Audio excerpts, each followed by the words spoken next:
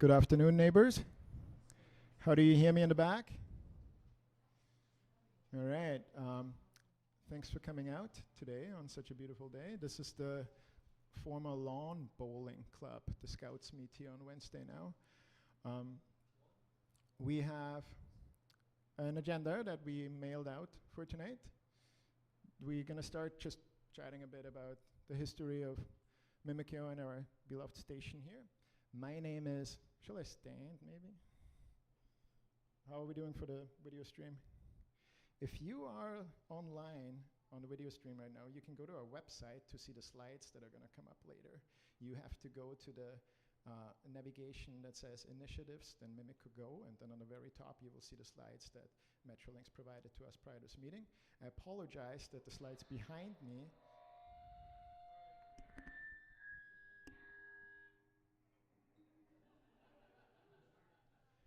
I'm glad that wasn't me. I apologize that the slides behind me are a bit washed out. It is a beautiful sunny day. I will read everything, you won't miss anything, I will provide this information later. My name is Michael Schwanzer. I became president of the Residents Association here in Mimico earlier this year after 2 years as treasurer. I moved here 15 years ago to Toronto from Vienna, from Austria. You will hear a German accent if you wonder about that. I have 3 little kids. We found that Mimico is the best place in the world to raise children. We have, and one of the reasons for that is that we have 16-minute access to the economic center of this whole country. And it's thanks to the GO train station that is here. GO train station was built in 1967. On your way here, you walked by the historic GO train station. So, I joke that we have 2 old GO train stations here, 2 old train stations. And Amber and her team is here. The city actually is going to refurbish the historic station later this year and turn it into a community hub. Later this year, beginning next year. This is quite exciting for all of us.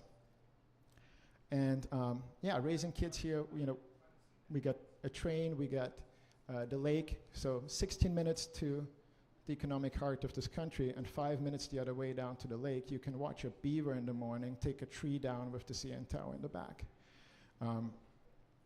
But as we all know, and this Residents Association has been around for 20 years, there are reasons that there are some things that just fall through the cracks and some things need attention that not everybody notices.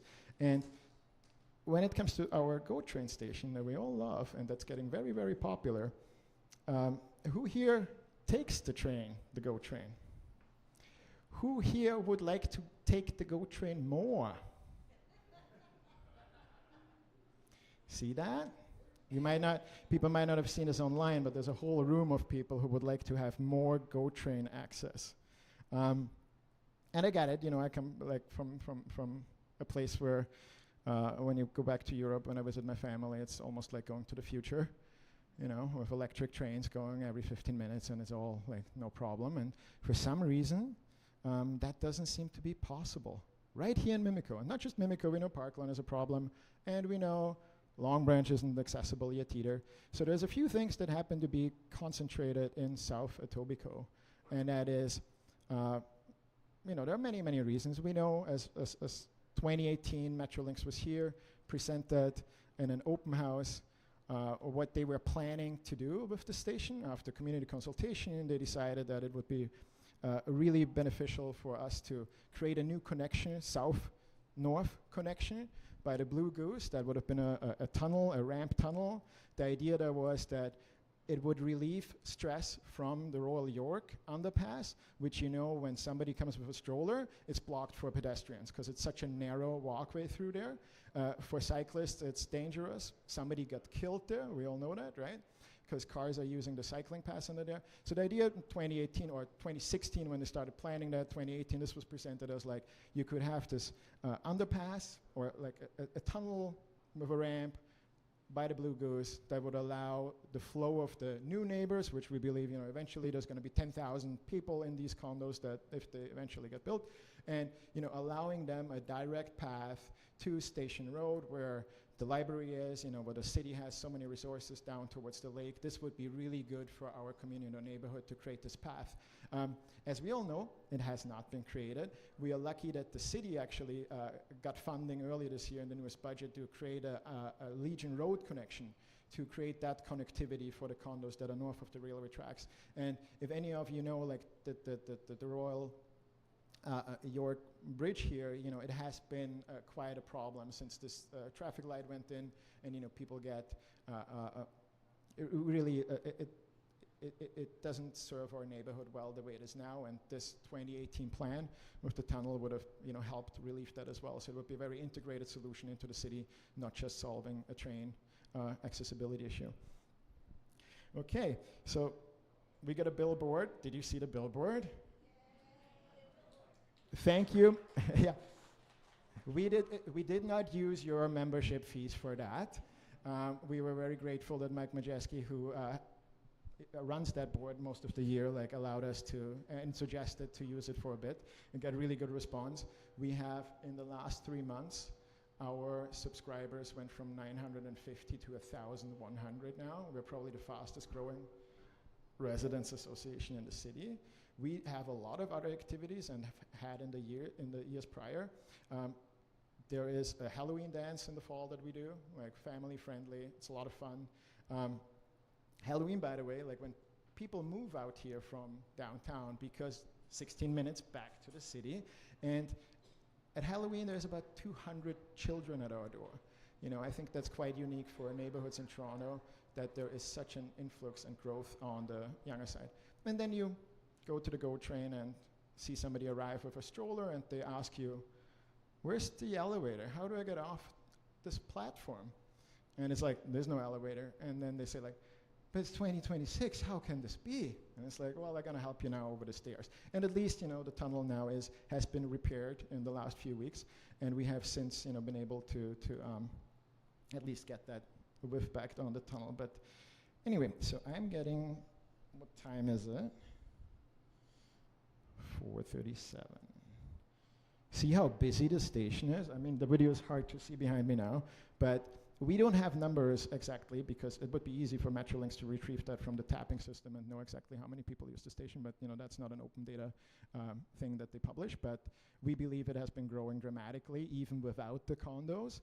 That is because people enjoy the train. People don't want to get in the car. There's no reason to get in a car if you work downtown, if you have access to the train right here.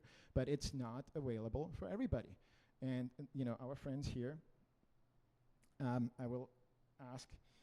Oh, just another thing. When I took over or when I joined the Residents Association, I was going through the website and I was looking for, how long has this been going on? And a neighbor of mine, literally on my street, was president 10 years ago, and I started sending emails to, Metrolinx asking, when is this gonna be accessible? When is barrier-free access gonna be established at this station? And I found this on our blog, an MRA blog, and here's my neighbor Chris, who wrote 10 years ago, 2016, construction for accessible barrier-free access needs to start this year. However, the start date for this necessary change continues to move further into the future. Mimico station accessibility has been an ongoing issue for many years, and waiting another 2 to 5 years is simply not an option. This was an email my neighbor wrote, and I just had to copy and paste it. Cool, huh? Infuriating, right? Not cool. This was sent to the CEO. What happened in 2018 after this meeting that I explained, we were shown what's going to happen. It was procurement ready, and 2018 an election happened, and then the TOC or TOD it was called, together with a bunch of MZOs, and turns out all these acronyms did not deliver any housing or any station. They delivered these acronyms, delivered exactly nothing here in Mimico. And asking the province, if not everybody might notice, the province is what controls Metrolinx and is making the decisions here. The city has very little bargaining power in this situation. So recently a TOC for something else went through City Hall, and we sent a letter to our councillor. And Amber, thank you so much for picking up on that, and then sending, now City Council officially requested the province to respond if there is a follow-on TOC or what their plan is with this. Because as far as we know, is all the zoning happened, all the promises were made that there will be housing, there will be a new station, all the things should be here. And when you look at it, you really think like that something went wrong here. Like there's none of the things that 8 years ago, 2018, were promised. And this is, with our community, as a residents association, I see it as my job to keep pointing at this, because it's not that like we don't need housing, right? It's not like we don't need a station. These are all things that would be very good projects for somebody to finance. And I'm glad that we asked Metrolinx early this year to join us at our AGM, and there were no significant news, we were told at that point, and we figured that, well, when are there news? And so now it has been a year. It's National Accessibility Week again. Last year we collected 600 signatures, like right in front of the station in a single day, together with MPP Lee Fairclough, went to Queen's Park. The response we got from the minister was not the timeline we asked for. There was no timeline at all. I'm not sure if we're going to learn about a timeline today. I'm just here to share with you what we've seen so far. And okay, this is too far.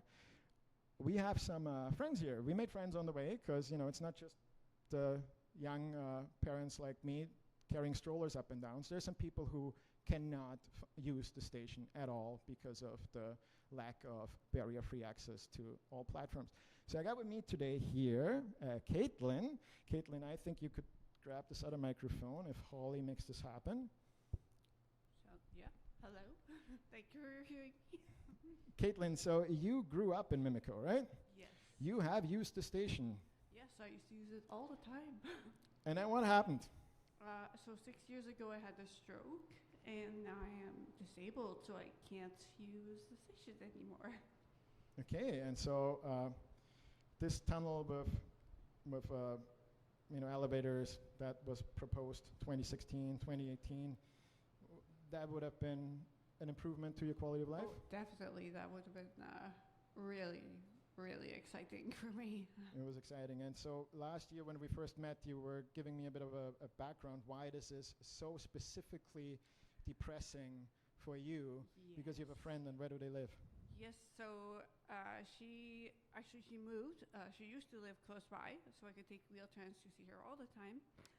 She moved to Mississauga, so now she's outside of TTC Wheel-Trans's area of service, and she lives very close to Clarkson GO station, but I can't use the station to go see her, unfortunately.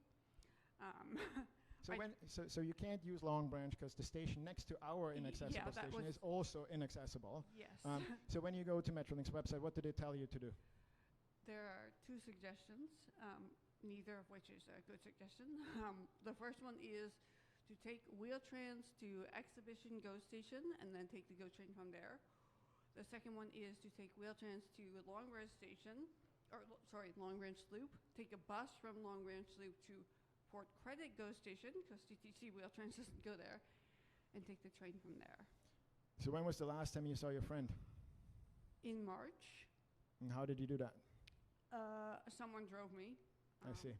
That was the only way I could see her. The other time I saw her on New Year's Eve, and it was a special occasion, so I took a taxi there, and it cost me just over $60 to go see her one way, which financially it's not feasible for me to do that.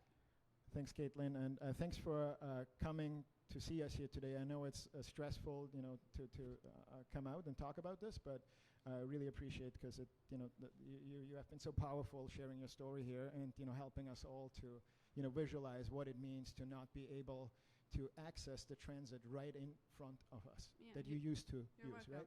Yeah, this is really important to me too. Thank you.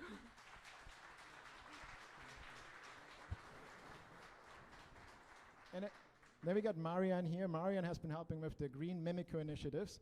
I should tell you, like Green Mimico, actually, on Sunday, there is a community environment day that Councillor Morley with the City of Toronto is organizing at the Mimico Adult Center. That's across from the grocery store down Royal York. And so you can drop off all the empty paint cans and all that stuff you'll find on the city website, like what you can put there.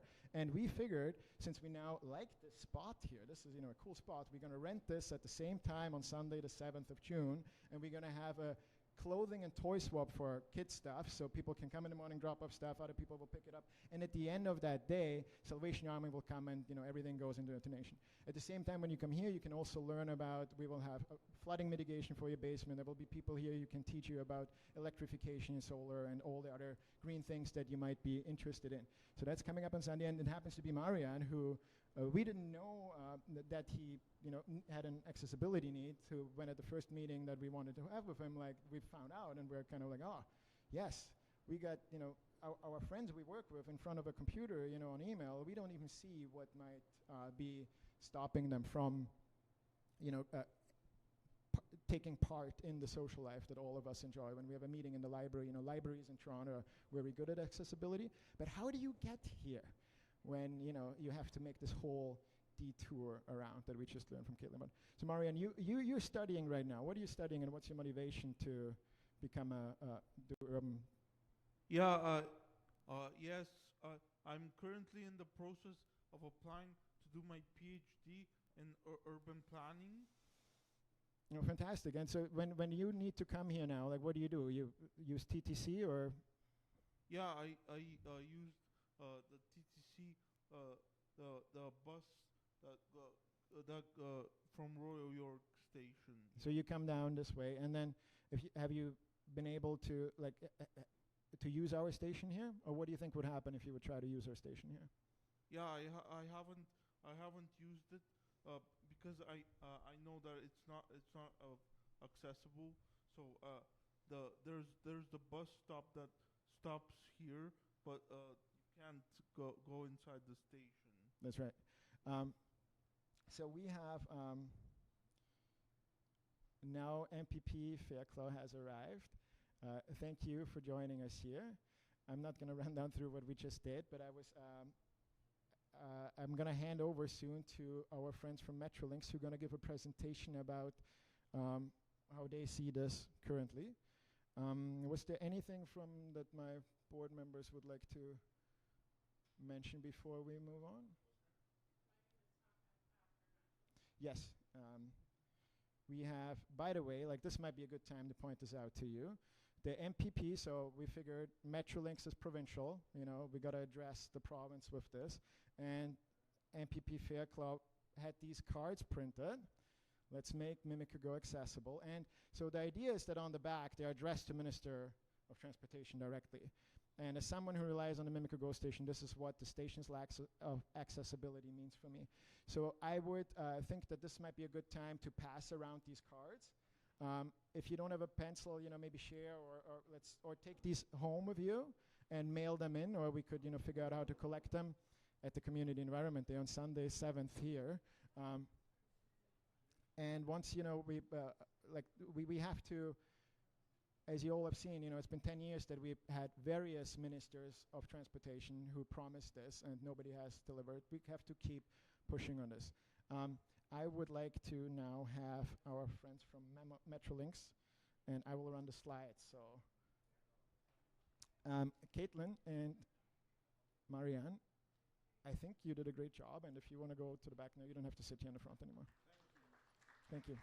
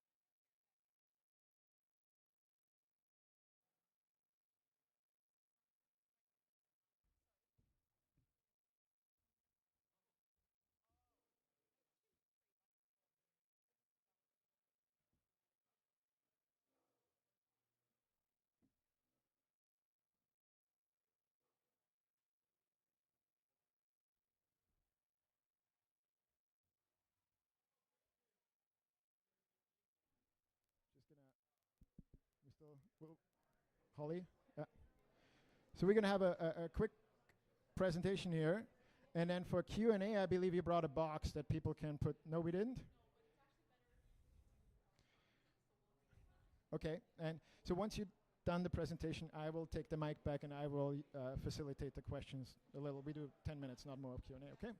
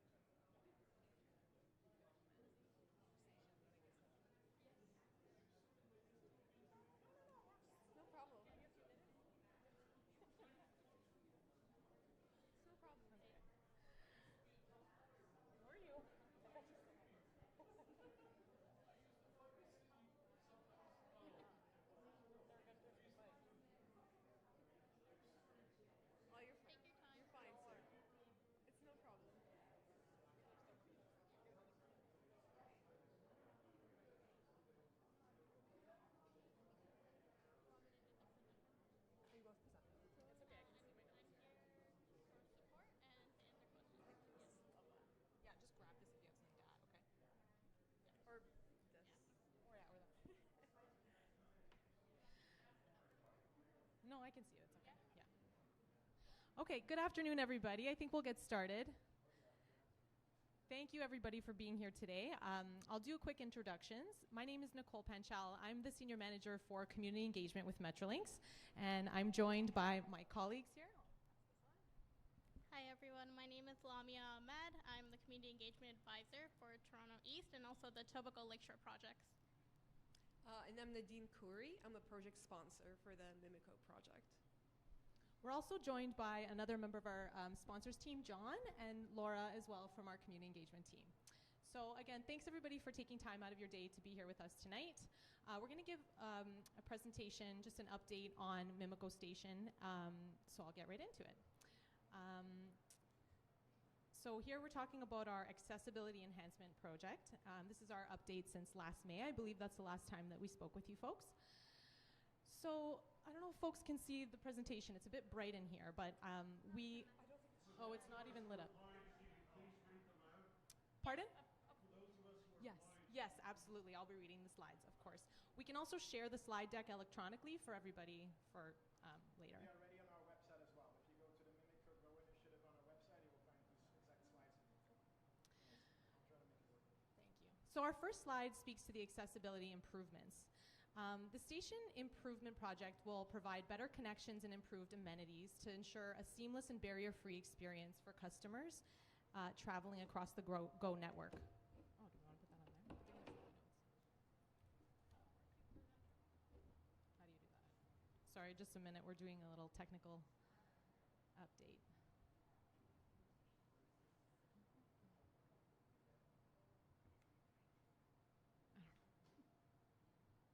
It's okay, it's fine if they see the slides. Yeah. Or wait. If you do.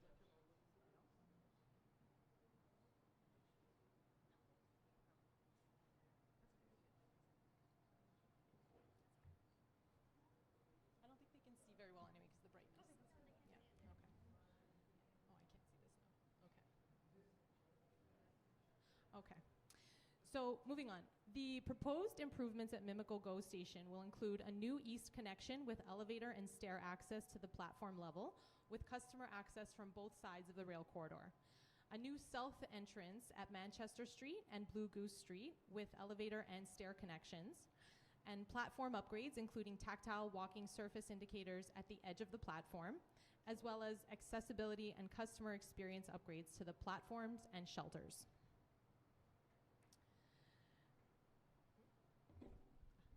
So now I can speak a bit more about how we're actually delivering the project.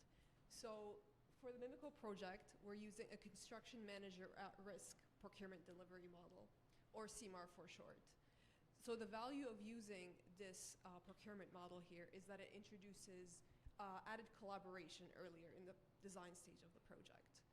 How it works is that the construction manager is typically brought on in earlier stages of the design, so as it's being developed, and will work closely with Metrolinx to propose solutions for some of the design challenges that might come up. So at the end of the day, this helps us with mitigating some of the challenges that might come up, or even getting ahead of some risks that might come up during construction. So the construction manager is Graham. This was awarded last year and is currently helping us with the design. ACOM is the designer who has been on board for this project.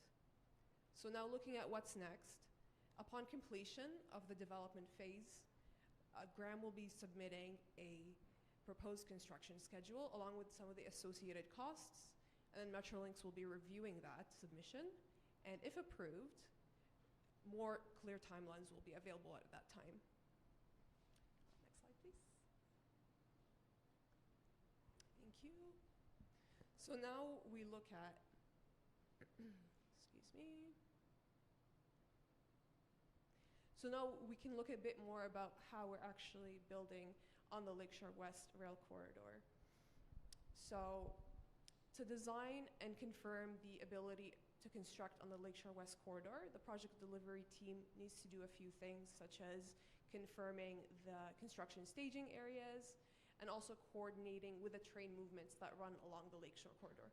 Now, as many of you know, the Lakeshore Corridor is one of the busiest on the network. So between that, and then we also have 2 maintenance yards in the vicinity. So one to the north, that's Willowbrook, and then to the south, we have TMC. So you can imagine we have trains running all day in both directions, and even most hours of the night.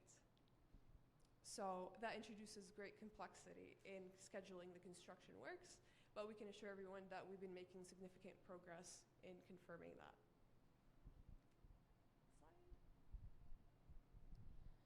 Where are we in the design phase? We are currently in the 60% design, which was submitted in December of 2025. That is currently under review, and we're working towards 90% design.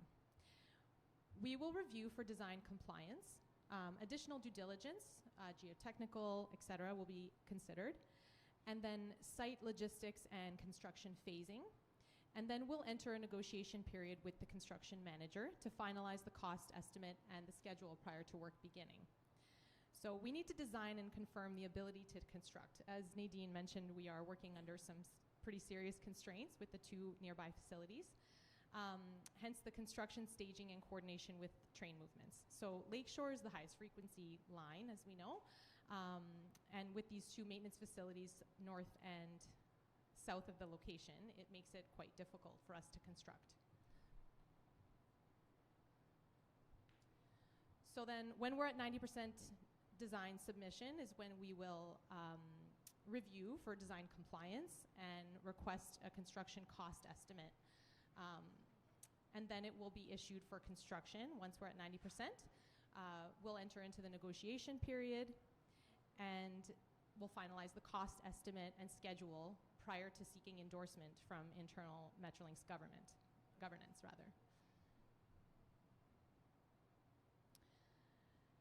Moving on to the state of good repair works that you've seen in the tunnel. We're currently working towards improving the water that's in the tunnel. So the tunnel's been temporarily narrowed, and it actually is complete now. You'll notice it's reopened to its original width. That was phase 1 of our, I guess it's refurbishment of the tunnel.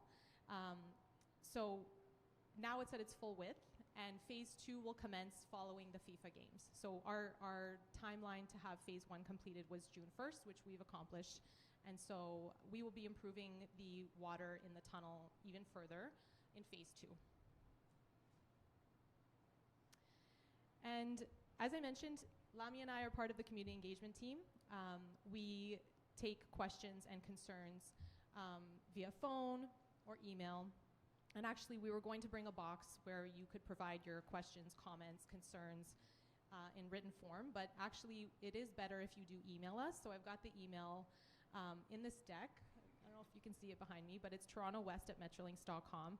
And the benefit of emailing us rather than putting in a suggestion in a box is that we have a CRM system where when you email us, there is an automatic case generated, and it has, we've got a timeline where we do need to respond back and resolve any issues.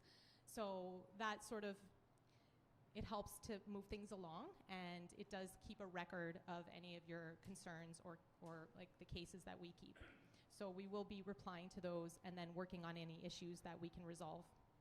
And then we also have our Twitter and Instagram handle as well, and a phone number should you wish to call us rather than email. And so this brings us to the Q&A period. All right, thank you, Nicole. So I'm going to take that microphone back from you. And I would also like to have that HDMI cable. So, Would you like to speak? no, I'm going to stay over here, and you can stay and answer from there, and that works well with me. Let's start with an easy question. When will there be barrier-free access to Go Transit from Mimico Go platforms?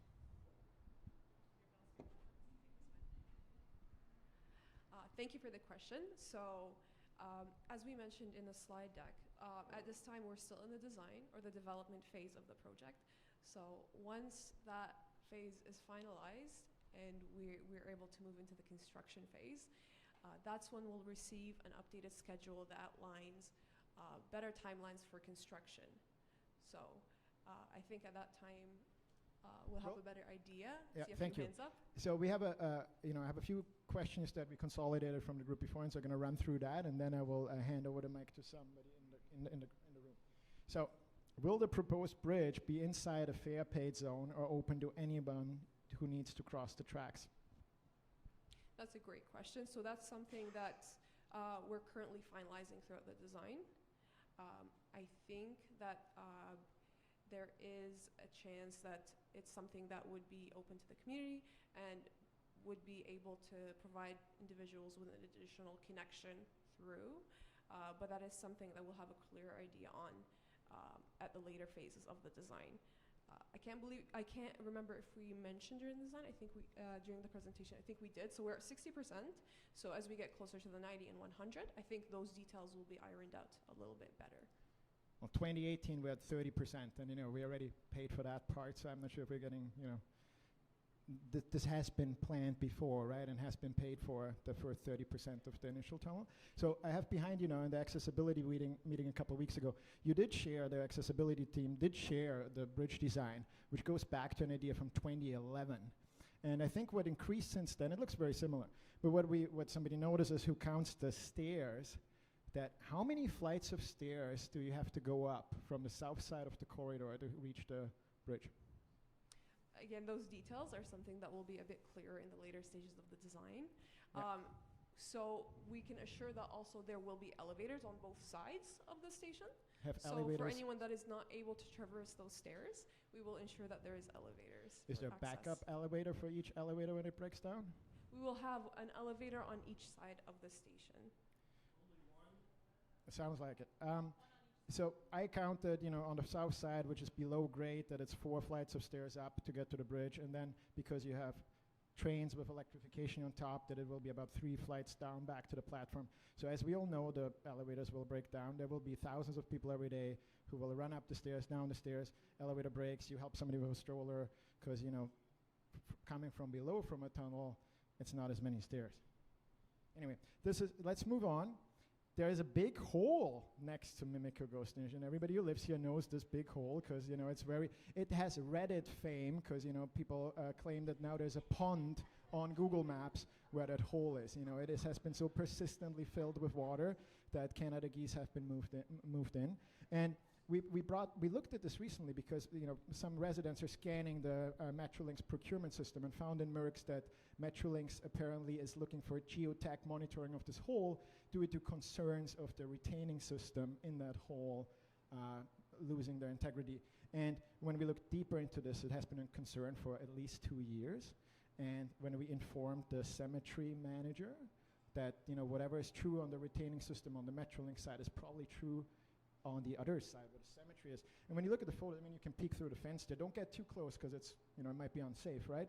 But if you get close to it, people are talking about like what's falling out of the cemetery. It's just at this point soil and what time. This is not a Metrolinx problem, right? But there's just something that came up because now we are wondering like, will Metrolinx, who is procuring this geotech monitoring of this hole, is Metrolinx going to seek reimbursement from the owners of 327 Royal York Road for the costs of monitoring the adjacent excavation and retaining wall integrity, and how much public money has been spent on monitoring to date? I know you won't be able to answer this now.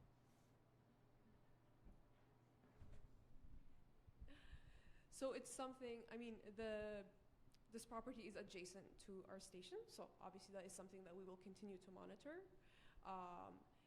regularly. There are no major concerns at this time. It's something just that we intend to keep an eye on.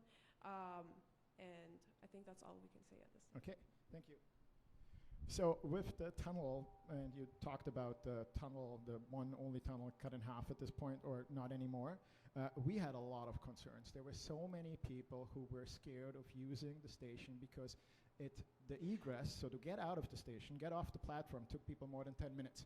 We had messages from people who say that people are now running to get off the train, to get down the stairs faster.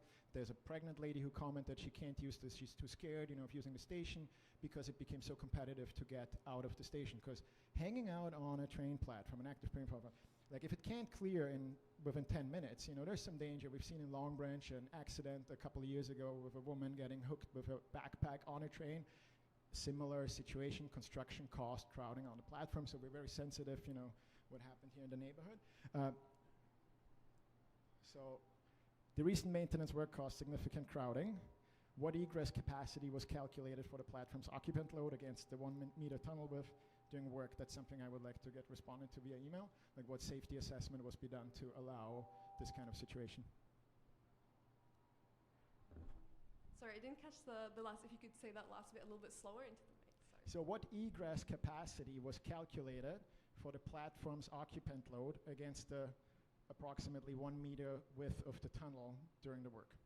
So, when people crowd there more than 10 minutes, something's off, right? Yes, yeah. So thank you for that, yeah. So I don't have the exact calculations for those figures. I can assure that is something that we look into within the design process. As we mentioned earlier, we will be introducing a new connection on both of the platforms. So that will introduce an additional point of egress for customers. I understand that, but was before the tunnel was cut in half, the existing tunnel, before that was done, who did the safety calculation to ensure that this is not a problem of crowding that would cause a safety problem for the riders? So when the tunnel was cut in half, it was to address some concerns, some repairs that needed to be done within the tunnel. We understand that. Yes.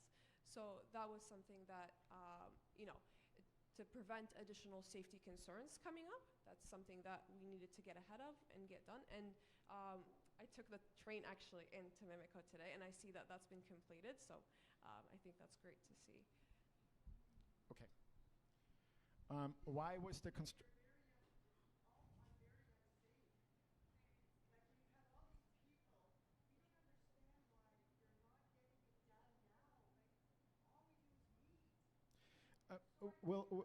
we keep moving forward here. Do you know why the construction manager's risk delivery model was chosen for this project? Yes, and I think we spoke a little bit to it within the presentation, but I'm happy to expand. No, instead I'm going to ask, when will you host your own open house so that I don't have to do this? Valid question. I think maybe I will pass it to Nicole. We're happy to engage with the community when we are at a completion, our design is complete. When we are on the cusp of starting construction, that is when we would likely host an open house, before construction begins. And then in addition, we have something called construction liaison committees, where I know this community has voiced that they would like to establish one. I think last year there was a request made, but that's not something we typically do prior to construction. And that is actually an opportunity for several members of the community who would act as representatives for their community to partake in this meeting. It's typically monthly, sometimes quarterly. And essentially, they have an opportunity to sit in our meetings with our constructor and our project delivery team with Metrolinx, and they can ask questions. They get updates on construction that's coming up, and they have a seat at the table where they can ask questions directly, and then we appreciate if those folks would disseminate that information to the community. We also do post those presentations online for anybody who cannot attend or is not appointed as a member. And that is an opportunity that we'll offer to this community once we are starting construction. Okay, thank you. So we did not learn when the station will be accessible. Like you don't know when the station will be accessible. As I mentioned, Yes, Oh, that's sorry. enough. So we don't know when the station will be accessible. So we have another guest speaker. You can stay seated for a minute, because I'm going to hand the microphone that I need Holly to get some more volume on, I believe. So our next guest. So David, are you ready to speak? I'm going to come close to you because you can't see me. Going to pass you the mic, okay? There you go. Let me just turn around so I don't have my back to everybody. Hi, everybody, and thank you so much for inviting me. My name is David Lepofsky. I'm a retired, or perhaps better described, recovering lawyer. I'm the chair of the Accessibility for Ontarians with Disabilities Act Alliance. We're a nonpartisan volunteer group that advocates for accessibility across Ontario. We have a law that was passed 21 years ago called the Accessibility for Ontarians with Disabilities Act. I led the 10-year fight to get that law passed. And the coalition I chair campaigns to get that law effectively implemented. And I'm here today because what we're hearing about is a disaster upon a disaster. And I want to explain why and ask if our friends from Metrolinx can help us out. Number one, it is 2026. In 2005, the legislature unanimously, meaning Liberals, Tories, and NDP, united to pass a law that said this province would be accessible, including transit, by 2025. Now, we didn't just invent people with disabilities, and we didn't just invent this GO station. These problems have been around for years, and what we hear now in 2026 is they're still at the design phase, and then after they get the design, they're going to find out if they're agreeable to pay for it. And that's why there's no end date. Now, that's bad enough. But frankly, what we just heard is infinitely worse. And it is so for two reasons that I want to tell you. And then I got a question for Metrolinx. The first is, Metrolinx, and I'm not picking on these individuals, I don't know them, has an abysmal record on accessibility. The new Eglinton Crosstown is a mess after promises on accessibility. And I can tell you as a blind guy trying to figure out how to get around them, it's way worse than the old subway stations. They were way easier. They've made things worse. We knew how to do this better in the 50s and 60s than in the 2000s and beyond. The same for the newer lines and extensions that they built, like out to York University. So the first thing is, the province entrusts this to an organization with an abysmal track record. Oh, they say they're committed to accessibility, and they're doing this renovation here, obviously, for a main reason is accessibility. But even with the best of intentions and all the best slogans, they get it wrong. And that leads to the second problem. You just heard that they're 60% through the design phase, and they're going to consult you after it's designed. You must include accessibility in the design from day one before you start the design.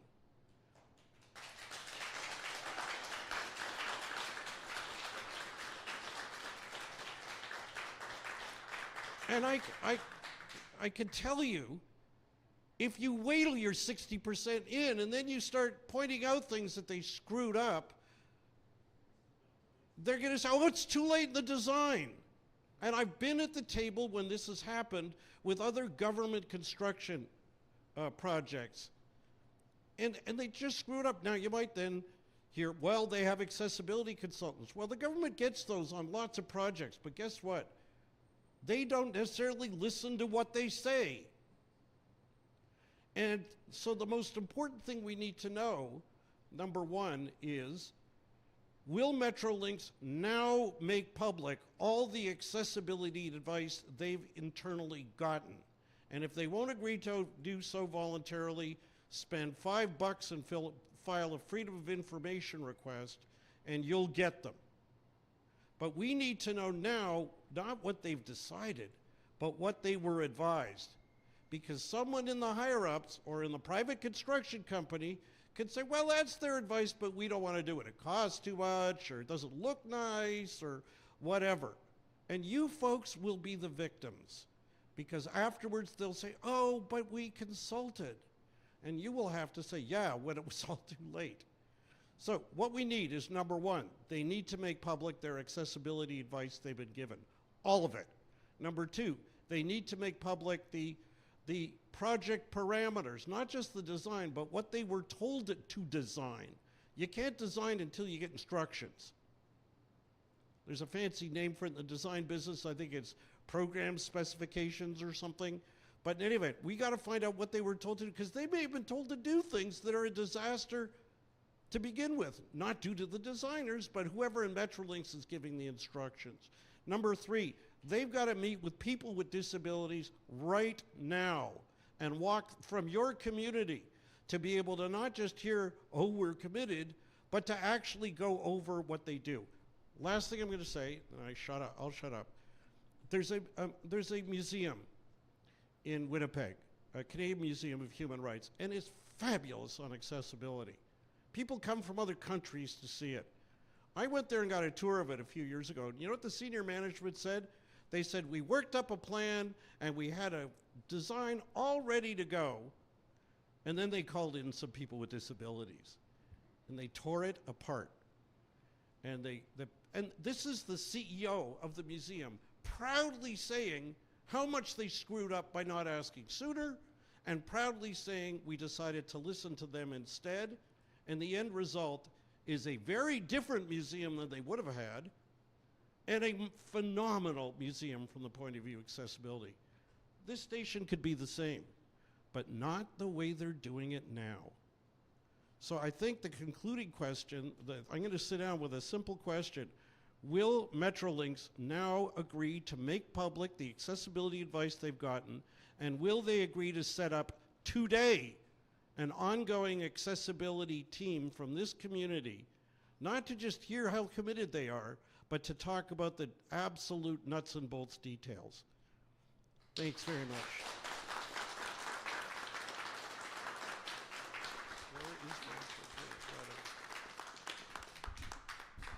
David, thank you so much for coming here. I know it was not easy. Any response to that, or shall we move on?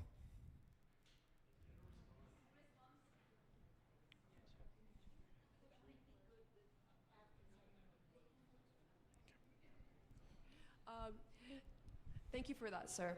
Really appreciate you sharing. I did want to address kind of your point about the accessibility plans. So just want to let everyone know that we actually do have a set of accessibility related standards, and they are public, they are available online. So those are what we follow when designing our stations and when adding accessible infrastructure to our stations. And as well, I just wanted to, some of you may have heard about this if anyone joined the accessibility forum that we had, I believe it was last month. We do have an accessibility forum available for people, so if anyone would like to sign up, it is available on our website. Happy to share a bit more information on that, but just wanted to put that out there. Can you answer the two questions?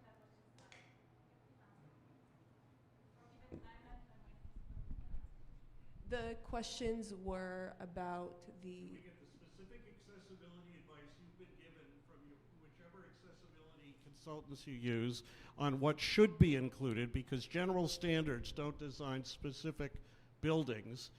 It's good that you got them, but it doesn't necessarily mean they're sufficient or that they have the detail you need.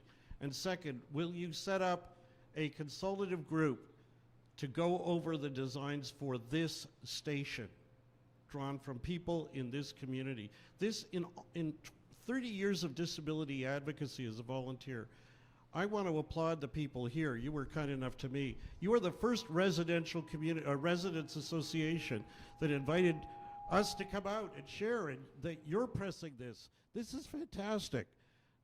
You got to listen to them directly on this, and not when the design is finished. Thank you, David. So, in regards to your first question about the specifications, the standards are quite thorough in what they dictate for our station when introducing accessibility elements. So that's, I think, the best thing that we can refer to. We do also, to your point, sure, they are not quite station specific. That's why during the design process, we are in the process of completing studies. We are in the process of running assessments to kind of confirm what makes sense for the site, kind of determine the site constraints. But at the end of the day, we are committed to making sure that we are aligning with those standards. In terms of the other question about taking feedback from the community, that's not something that we can commit to today, but it is something that we will take back and address at a future date. I can potentially get back to you within a week or two. Thank you. We got another comment from a resident here. Hi, my name is Sarah Chartal, and like David, I am a retired lawyer. I will also be the person drafting a human rights complaint against Metrolix for lack of accessibility. I have lived here. I've lived in this, in our house for 30 years. I have heard the same presentation from Metrolinx for 15 years. They will not commit to dates or times. The Human Rights Tribunal can order them to commit to dates and times. We've reached the point where all we're doing is giving them publicity, so they can say they consulted with the community. Now, anyone can join this complaint. It is a two-dimensional complaint, to be truthful. Even without the Ontario legislation, the Charter of Rights and Freedoms allows us to be free from discrimination. This is straightforward, ordinary discrimination. So I have a list here. Anyone who is willing to sign on the complaint as an individual, I would be grateful. And I also think we should discuss all the things we want to put into the complaint in terms of what we want. I think David has changed that. I will write it down. Okay. Thank you. Let's move on to the next step. Thank you very much for in this comment and for answering the questions here. I think you can move into the crowd now. We'll have now our MPP. We gotta email them in, like we are running out of time. I would like to have MPP fill.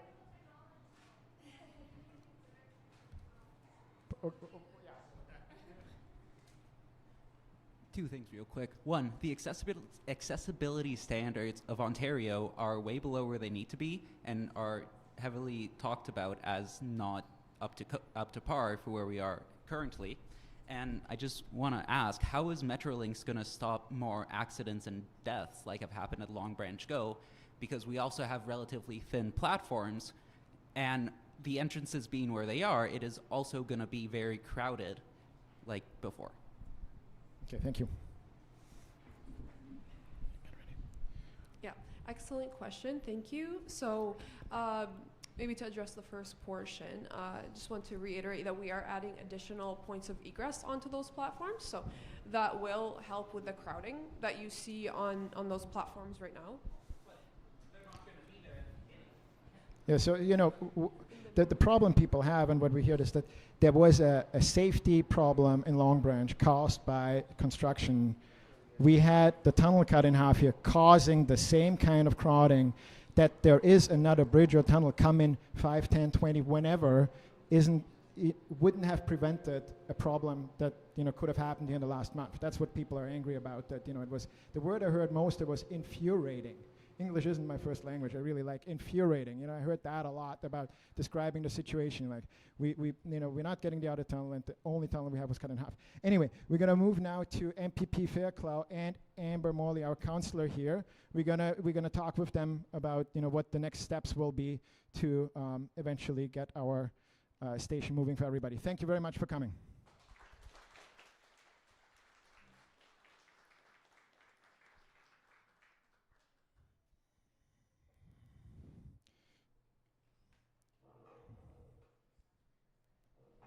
So Amber, I would like to sit on this one.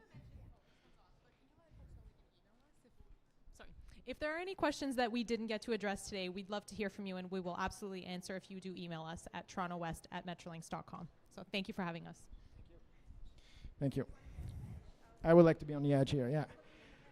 go here. Lee, you ready? Before they leave, is there anything you want to send them on the way with, or? I think they're going home. Well, they said we can email them, so. Who has emailed Metrolinx before about the station? Yeah? So so thanks for coming. I know it's been a busy day and everything, and I wanted to go back to what, the 2016, like we had the same presentation, we didn't learn much new in my opinion here today, where there was a procurement ready tunnel, there are renderings. The Minister of Transportation last year, when we started making some noise with the petition across the station last year, shared the rendering from 2016, claiming like, hey, we just placed an order for this tunnel. And it was for us like, wow, this is a 2016 rendering. That, it was infuriating again. That kind of is the right word here.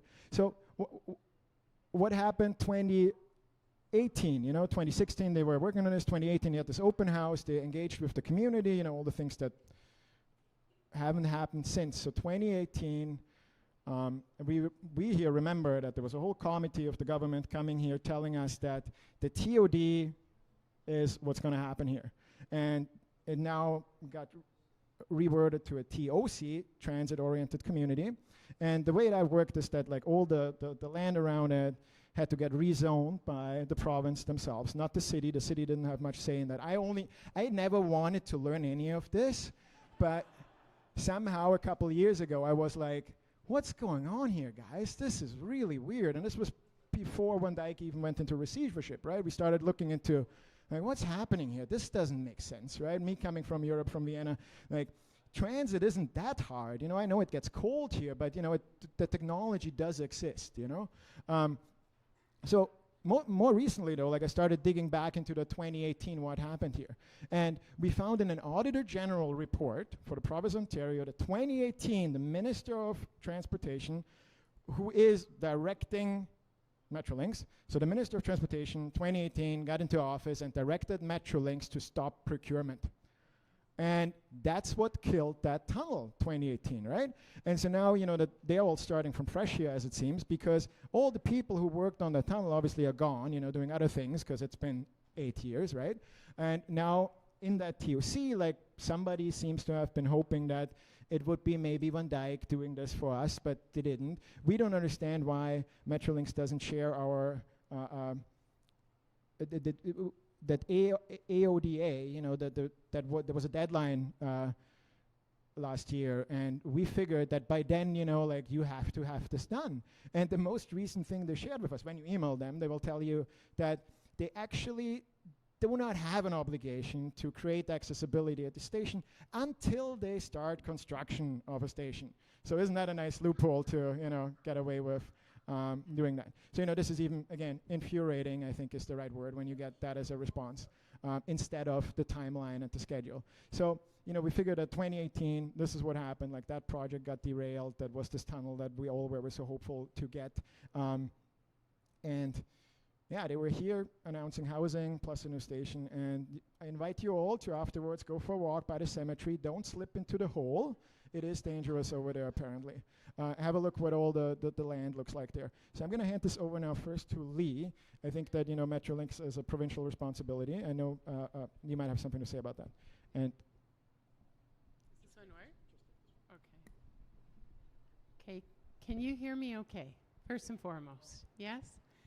So first of all, thank you for coming tonight, because I know I've heard from people you've been coming for years and been meeting for years. But I do think that we can't stop. My name is Lee Fairclough. I am the MPP for Etobicoke Lakeshore. I was elected here last February. Some of you will remember that very cold winter election. Can you imagine that actually the original date for that election was today? It was. It was. Imagine if we were having an election today. But, you know, what I want to say is that, and some of you that have been part of the MRA for some time, this was the I got sworn in at Queen's Park, and it was the first letter that I wrote to the minister, to any minister, was the Minister of Transportation on this issue. Because it is unacceptable that this is not accessible, that this GO station is not accessible. Today in the legislature in question period, my question that I asked in the legislature was, I actually asked everybody to imagine for a minute that they were coming to visit us here in Etobicoke Lakeshore. You had coming to visit some family.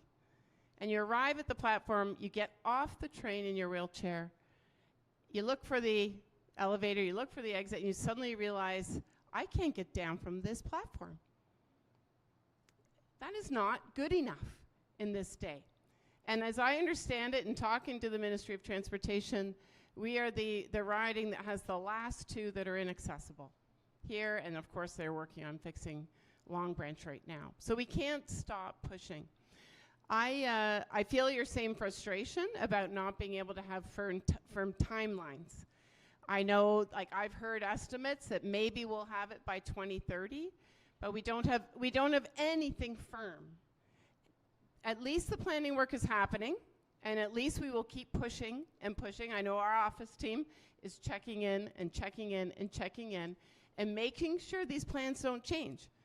Every once in a while we hear about a new transit project, like a tunnel under the 401. And you know something, we're going to make sure that this gets done before that gets started. End of story. I think that it's good to, the one thing that I will say I was disappointed about tonight, and I will follow up with the Metrolinx team about, we asked in the petition last year for this liaison committee. We asked that it get started sooner than later to make sure that the planned experience for people who actually need an accessible environment is being informed by those that live that day to day. And I was a bit disappointed today, which was we won't start that until actually the planning's done. That doesn't make a lot of sense to me. When I worked in healthcare for many, many years before I was elected, we had patient and family advisory committees to inform the way we might change things. And I think we need to figure out some solution to make sure that that can happen. And so then the last thing I will just say is I continue to be very committed to you. I continue to be a very, very active in the legislature. Whenever I see the minister and just run into him in a hallway, I talk to him about Mimico Go. I was at an event on Thursday night with him. I said, how are things at Mimico Go? And I think that all of you, hopefully you have this. This is old school technology. Send a little note in the mail. But I can tell you, we do read it when we get things in the mail, and we hear people's thoughts and perspectives. So if you've got time to fill this, we can collect them tonight and deliver them, and or we can send them in. Anyways, I remain committed to you. I'm sorry that there's not more solutions, but we do keep working very hard to pressure this. And I know in collaboration with Councillor Morley and her team as well that we're going to continue to just keep pushing for this to be fixed.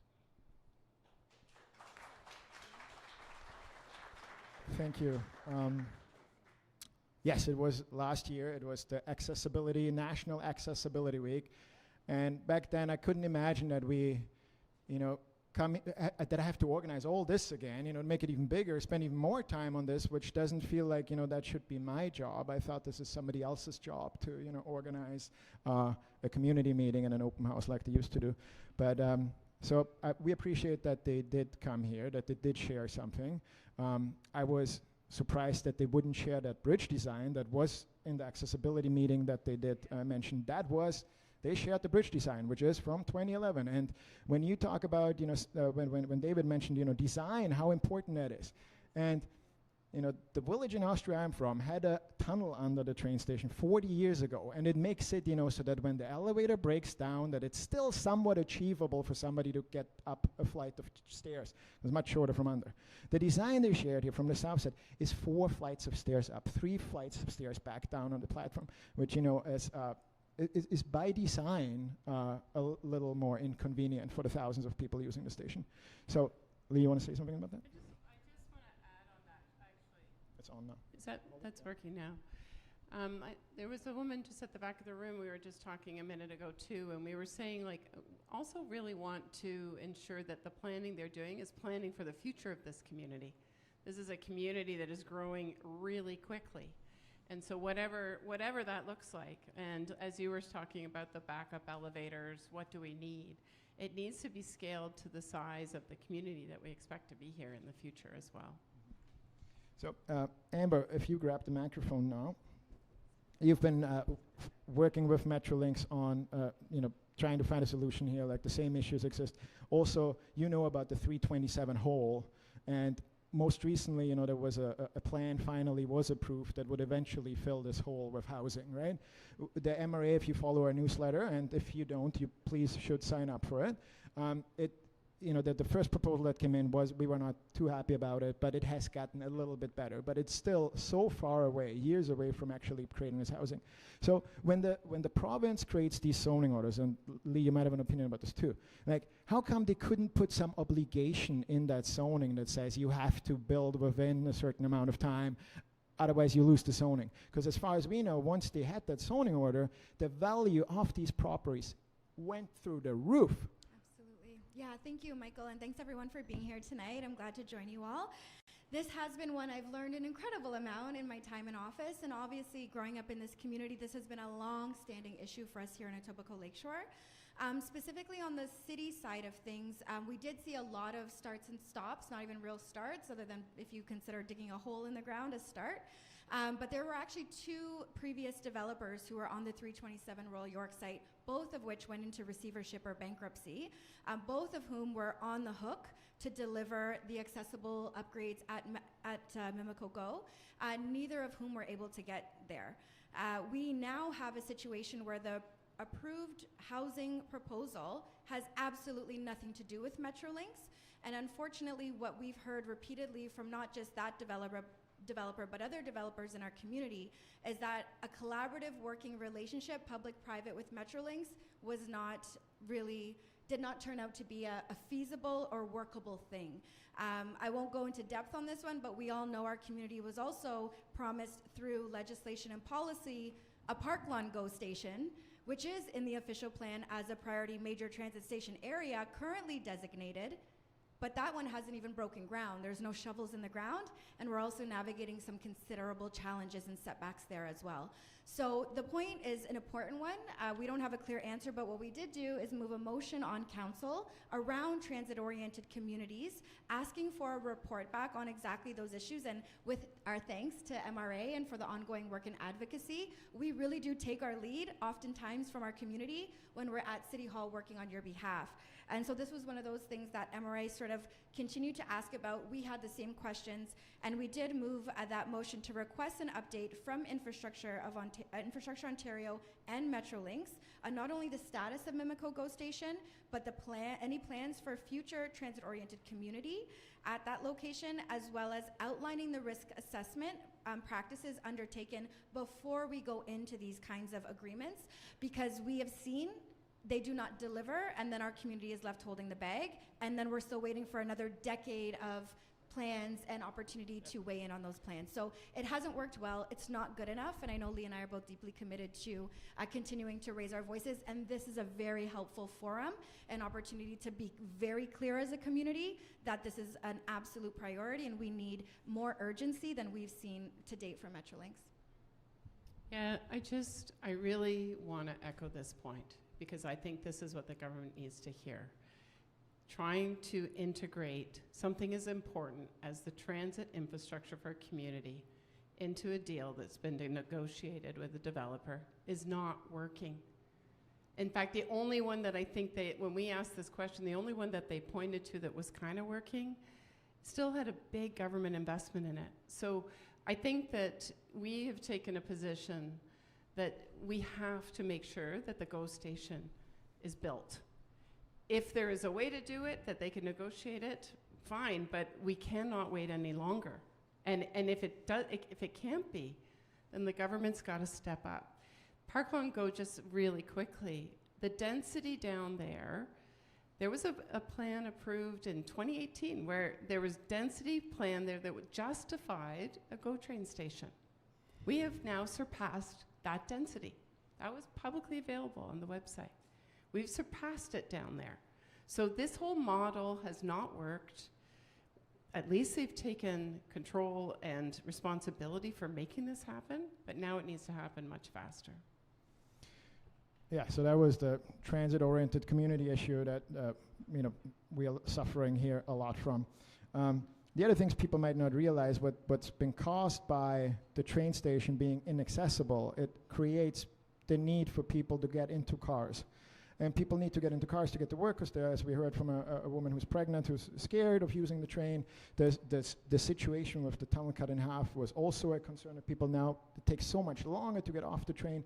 And then we have this other, for our community, I want to mention that there's this other thing that's coming our way that threatens our quality of life, is that the province is planning a parking garage at Ontario Place with $400 million cost.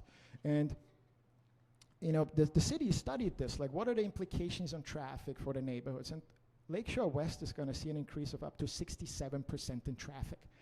This is called inducing demand. If you put a very expensive parking garage downtown, people from the west will drive there to have a look at what their tax money built there, because it's, costs a lot of money.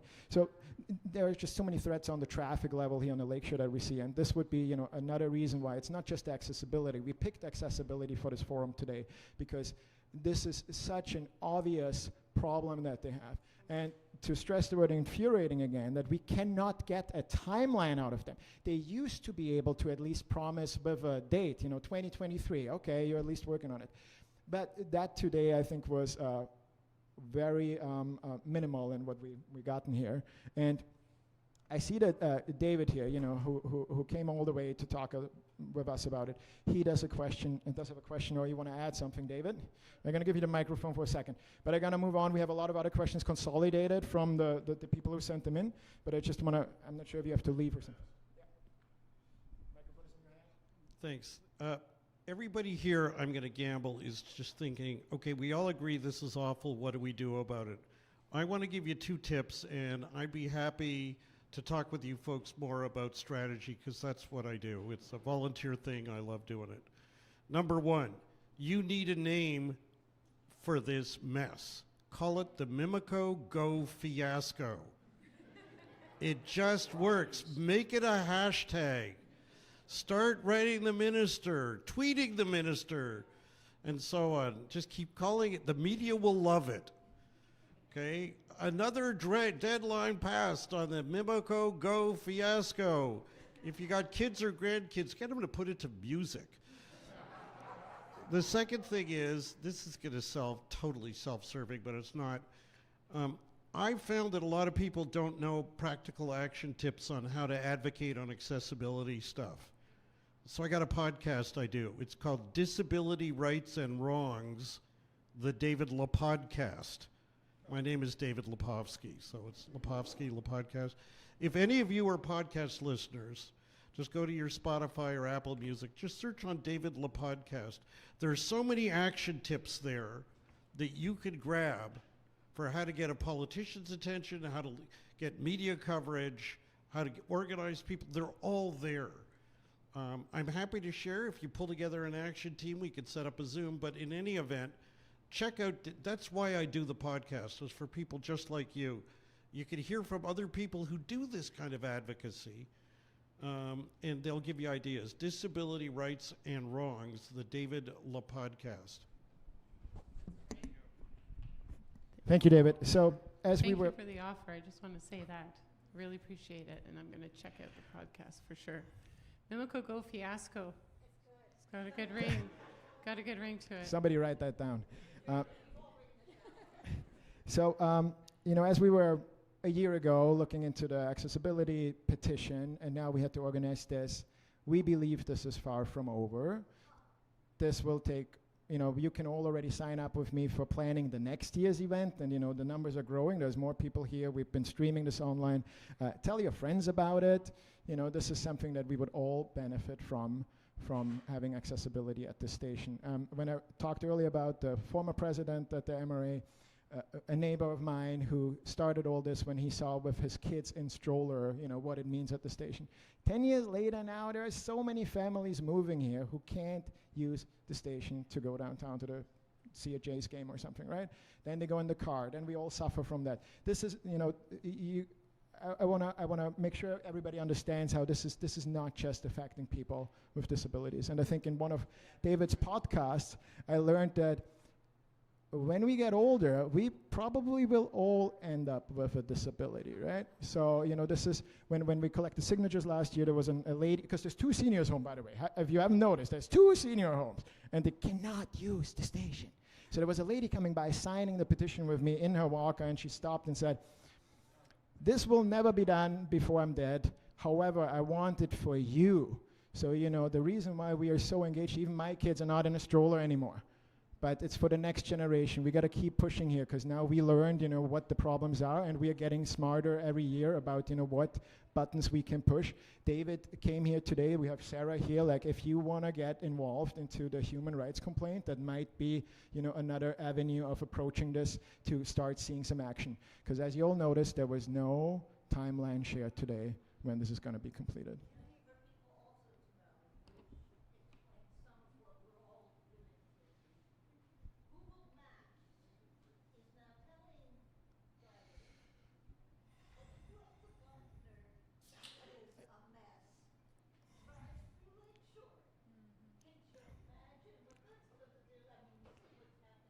Yeah, we gotta keep moving here. So while we still have Amber and Lee here, so we got one old station, we got a historic train station. This station on this side of the park, something is gonna be happening, and it's at least, for us seeing that the city cannot help us with that other train station. At least there's something positive happening here. So I would, can you very quickly say what this exciting news is? Yes, thank you so much for the opportunity. We have invested in this 2025 budget. We put $1 million of community money towards the station here, the historic Mimico Go train station, which we know is also a 20-year project in the making by our local community. There was incredible organizing that happened early on. There was money put in to facilitate moving that old station to its current location. Some geothermal, really cool things that were done through grants from the province. And then, as we all know, that building has sat pretty much completely off limits to the community, and that's not acceptable. So we've been working very closely. We had actually a session in community with some stakeholders a few weeks or months back, a month and a half or so, right here at this location. And we are going to be coming forward with a public forum. There is a consultant on board. They're working through design based on the feedback from the individual stakeholders that informed it to date. And we're looking forward to getting that open and available as a community hub, working closely in partnership with the local BIA. Of course, MRA will continue to be at the table, and many other community organizers and representatives. We're looking forward. It's a small, opportunity that we're moving forward with this big overall challenge here at the Triangle, but we hope it's a hopeful and helpful step in the right direction to continue to bring our community together, continue to use our voices, continue to advocate on other bigger picture community building opportunities like the GO station itself. Thank you, Councillor Morley. So before you leave here today, I want you to, if you took one of these flyers from MPP Fairclough, and this is not me promoting her, it's just like that there is the minister that needs to be addressed on provincial level, and this is why this card is important. That's why we think this is a good tool. So what I would like you to do is, before you send it in, take a photo, hashtag that with Mimico Go Fiasco on your socials. What you should also do is, when you mail something to them, CC the MRA. We have a email account that we keep checking on, and we can collect and consolidate all the emails that they're getting. Because we don't run around in this situation that they're going to be here next year and tell us they're like, well, they had a meeting, but nobody sent us any questions. So if you sent them to us, we can at least later double check, that everything they received, or they're not getting many emails, right? So that if you CC all the mails you're sending to Metrolinx, please put info@mimicoresidence.ca, not .com, as a CC, so we know what you're working on with them and what responses you get from them, so we can consolidate this information. On Sunday again, we have the Green Mimico Community Environment Day, like here in this room, and there will be a newsletter sent out. Who enjoys our newsletters? They're a lot of work. There's a lot of work, but I think it's worth it, seeing how many people care about our community and want to do something here. Emma wants to say one more thing, and then Lee is going to say something, and then we're closing up here. It's getting hot in here, and we all want to get home. I'll just be a moment. I think there are two takeaways that I think are really important for us to continue to advocate with Metrolinx. Something I didn't hear enough from them is we're going to take that back. Because I think at 60% design, we need them to take our voices back to the table before we're at 100, and that came across really clearly, and David underscored that as well. So in terms of asking and requesting them to host a town hall or some type of community forum going forward for us, we should all unify in our voices for that ask, as well as being at the table today to inform what 100% design looks like. The last really quick ones, forgive me and indulge me. I know today was meant to potentially be originally a provincial election, but I also understand today's a special day. I believe it's Lee's birthday. She doesn't know that I'm going to embarrass her like this, but let's give her a big round of applause. I have been so honored, and it's been a true pleasure to work with Lee the last year since she's been elected, and she has done incredible things for our community already. Really excited what she's going to do, and I mean, being here with us on her birthday is a huge indicator of her dedication to this work. So I just wanted to name that. Thank you so much, Michael. Thank you. Thank you for... Oh, I thought it was 29. No? Thank you so much. I really appreciate that, Councillor Morley, and the feeling is mutual about the work that we're trying to do together for this community.